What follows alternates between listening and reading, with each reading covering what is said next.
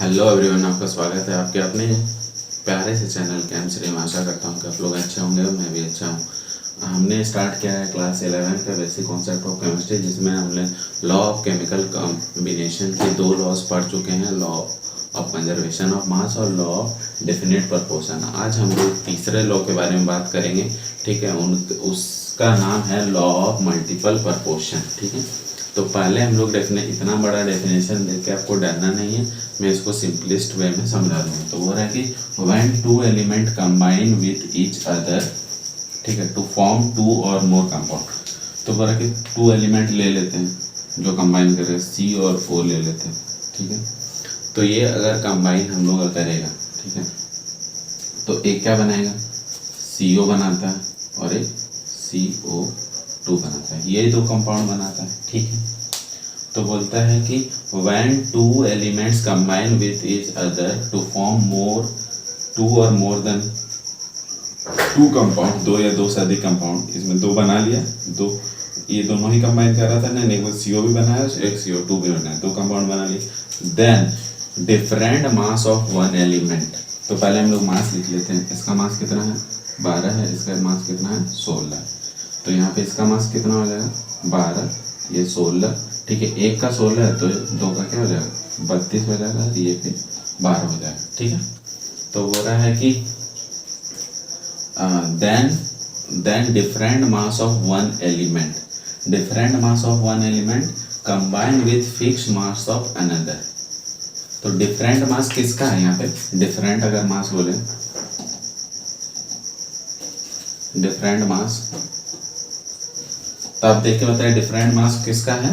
देखिए ऑक्सीजन का ही डिफरेंट है, क्योंकि कार्बन का तो मास फिक्स है 12 और ऑक्सीजन का क्या है, ज़्यादा है। डिफरेंट मास किसका है, ऑक्सीजन का, और वो कितना है, 16 है और एक 32 है, ठीक है, डिफरेंट मास, ठीक है। तो बोलता है कि different mass of one element which combines with the fixed mass of another. तो different mass of one element, oxygen है वो एलिमेंट, डिफरेंट मास, वो किसके साथ कंबाइन कर रहा है, फिक्स्ड मास ऑफ कार्बन के साथ कंबाइन कर रहा है, ठीक है। और bearing a simple whole number to each other, ठीक है। तो बोल रहा है कि जो कंपाउंड का डिफरेंट मास है ना, वही बोल रहा है then mass of one element which combine with the fixed mass. जो जिस एलिमेंट का डिफरेंट मास है, ठीक है, वो कंबाइन किसके साथ कर रहा है, फिक्स मास ऑफ कोई एलिमेंट, यानी यहाँ पे कार्बन है, ठीक है।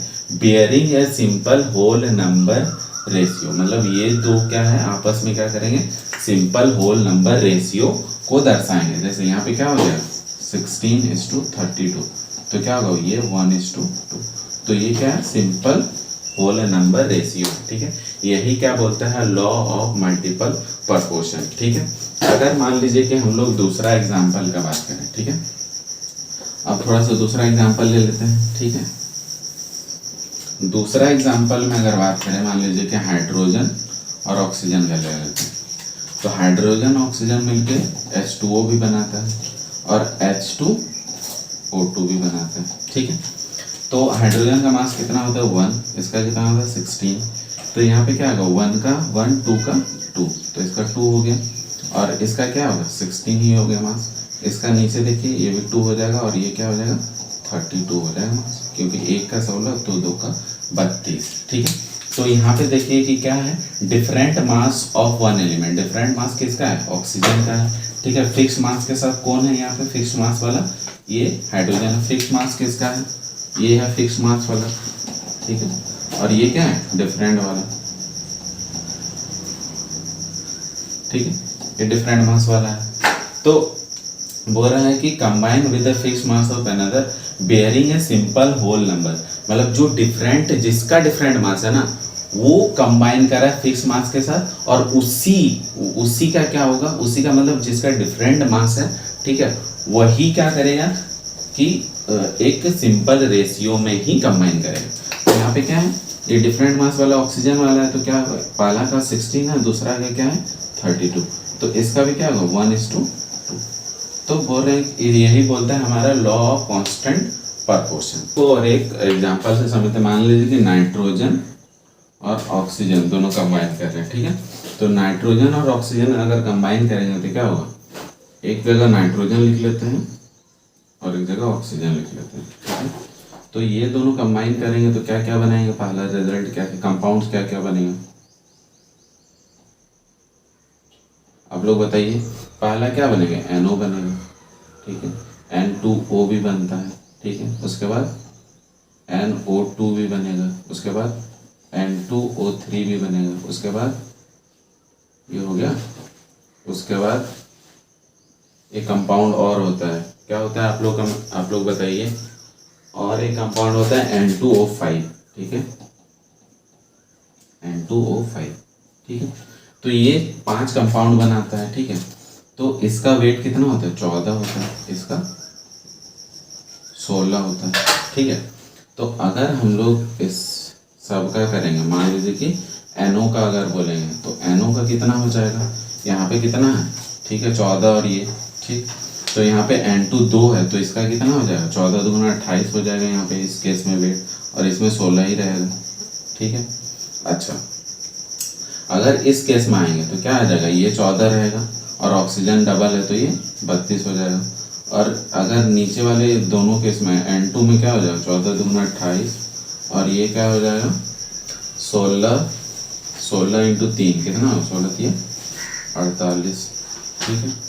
उसके बाद इसमें कितना आ जाएगा 28 और कितना है 16 5 में 80, ठीक है। तो ये आ गया। तो इसमें हम लोग देखेंगे क्या ये फिक्स प्रोपोर्शन में हर जगह क्या हमारा कांस्टेंट क्या है, यहाँ पे नाइट कांस्टेंट क्या है अभी तक तो हम लोग को पता नहीं, क्योंकि वैल्यूज बहुत ज़्यादा डिफर कर रहे हैं, ठीक है। तो हम लोग को कांस्टेंट बनाने के लिए क्या करेंगे, मान लीजिए अगर दोनों में से एक किसी को कांस्टेंट बना देते हैं, ठीक है। तो नाइट्रोजन को कांस्टेंट करेंगे, ठीक है। तो नाइट्रोजन को कांस्टेंट करेंगे तो क्या होगा, देखिए ये 28 है 28 है 28 है, तो इन दोनों को भी हम लोग 28 बना दें। अगर इसमें 2 से मल्टीप्लाई करेंगे तो ये भी क्या होगा 2 से मल्टीप्लाई होगा, तो क्या हो जाएगा यहाँ पे बेसिकली हम लोग अगर बात करेंगे नाइट्रोजन और ऑक्सीजन का बात करेंगे तो यहाँ कितना हो जाएगा, ये 28 हो गया, तो ये भी कितना हो गया 32 है। उसके बाद क्या हो जाएगा, अच्छा तो ये फिर ये कितना है, ये 28 है, रहने देते हैं, ठीक है। 16 हो गया। और अगर ये दोनों को करेंगे तो ये दोनों में क्या हो जाएगा, ये भी 2 से मल्टीप्लाई होगा तो ये भी 28 हो गया, ये 64 हो गया, ठीक है। और अगर इसको मल्टीप्लाई करेंगे, ये तो करने की ज़रूरत नहीं क्योंकि ये 28 और 48 है ही, ठीक है। ये तो 28 और 80 है, तो देखिए ये फिक्स्ड हो गया। तो बोला जाता है कि इन दोनों के बीच में क्या होगा, रेशियो क्या होगा, बराबर होना चाहिए, ठीक है। अगर हम लोग ये हमने थोड़ा सा अलग ऑर्डर में ले लिया, अगर हम लोग इसको असेंडिंग ऑर्डर में कर दें तो पहले 16, क्योंकि कंपाउंड भी असेंडिंग ऑर्डर में कर देना, ठीक है। तो 16 है, उसके बाद क्या है 32 है, 48 है, 64 है और 80, ठीक है। तो अगर इन सब के बीच का अगर रेशियो हम लोग निकालें, ठीक है, तो रेशियो निकालेंगे तो क्या हो जाएगा, इन दोनों के बीच में आएगा तो क्या होगा 1 2 3 4 5, इन दोनों के बीच में रेशियो निकालेंगे तो क्या होगा 1:2, इसके और इसके बीच में निकालेंगे तो 1:3, इसके और इसके बीच में निकालेंगे तो 1:4, इसके और इसके बीच में निकालेंगे तो 1:5। तो देखिए यहाँ पर भी क्या हो रहा है कि कोई भी कंपाउंड अगर जैसे कि फिक्स्ड एलिमेंट के साथ कंबाइन कर रहा है, ये फिक्स्ड एलिमेंट है तो फिक्स्ड एलिमेंट के साथ कंबाइन कर रहा है, तो वो आपस में जो कंपाउंड डिफरेंट जो एलिमेंट है वो जो कंपाउंड है वो आपस में कैसा सिंपलेस्ट रेशियो फॉर्म कर रहा है, ठीक है। तो यही है हमारा लॉ ऑफ कांस्टेंट प्रोपोर्शन, ठीक है। अगर आपको ये वीडियो अच्छा लगा है तो please like share and subscribe to my channel. Thank you.